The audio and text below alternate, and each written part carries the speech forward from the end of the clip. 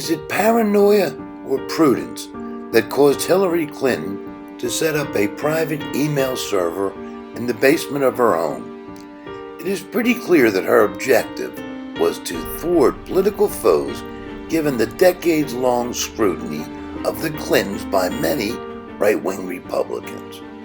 Being the Secretary of State was intended to bolster her resume and credentials.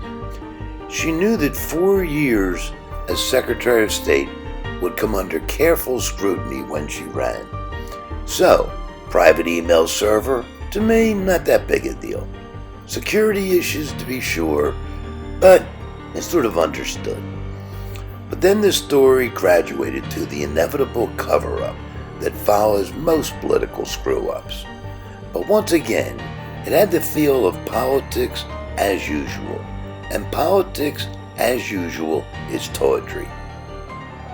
But we have now entered a new and troubling stage. It is apparent that access to the Secretary of State could be arranged through the Clinton Foundation. When you donate money to a campaign, right, what is implied in it is that, for instance, I gave money to a certain politician last year.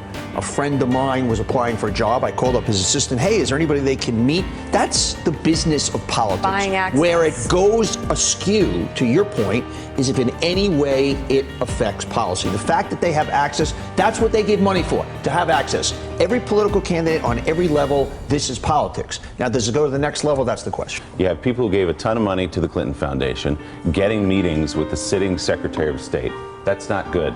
The next step that has to be looked at is, was official United States policy affected by somebody giving money? If so, then you have a huge problem. Now let's bring these a couple of stories together, which is the story that we learned yesterday that there's 15,000 of these emails that are now going to be released between now and Election Day.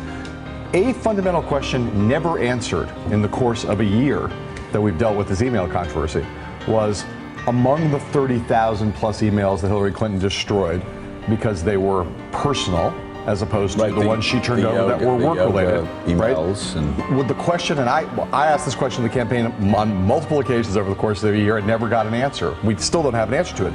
Did she regard foundation-related emails as personal or not? So, if it turns out the answer to that question is yes, there could be a lot of email that was destroyed but now may be recovered. Among these 15,000 emails, how many of them are foundation related?